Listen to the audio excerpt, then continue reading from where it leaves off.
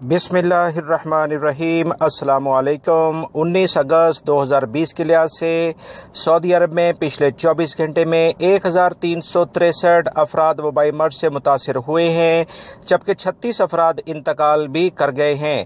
انا للہ و انا الیہ راجعون۔ 1180 افراد صحتیاب ہوئے ہیں۔ بیمار ہونے والے افراد سے آج کچھ ان کی تعداد کم ہے۔ وزارت صحت مسلسل تمام افراد کو یہ کہتا آ رہا ہے کہ احتیاط کریں، احتیاط سے ہی وبائی مرض سے بچا جا سکتا ہے۔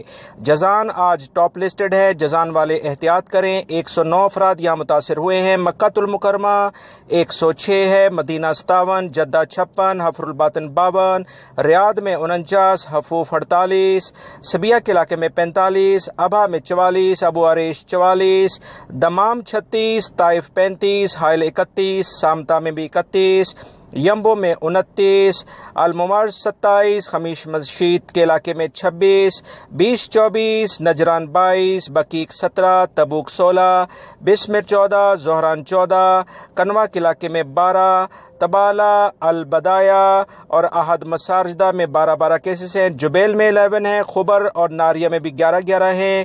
العقیق، بریدہ، کنفدہ، قطیف، بلجرشین میں سب میں 10 کیسز ہیں۔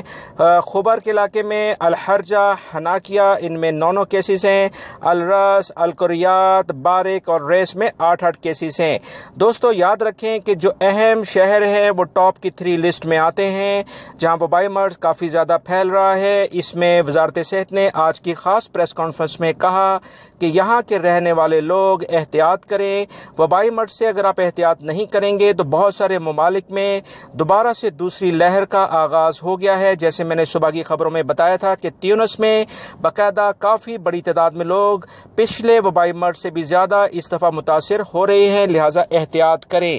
امید کرتا ہوں یہ جو انٹرنیشنل فلائٹس کے سلسلے میں کچھ خبر آئی تھی کہ 10 کمپنیز کے ملازمین کو واپس لانے کے لیے سعودی حکومت کی جانب سے کچھ اقدامات نظر آ سکتے ہیں۔ اس خبر کا لنک بھی آپ ابھی دیکھ رہے ہیں، اس کو دیکھیں، بہت اہم معلومات ہیں۔ ویڈیو لائک کر کے شیئر آگے لازمی کر دیا کریں۔ السلام علیکم۔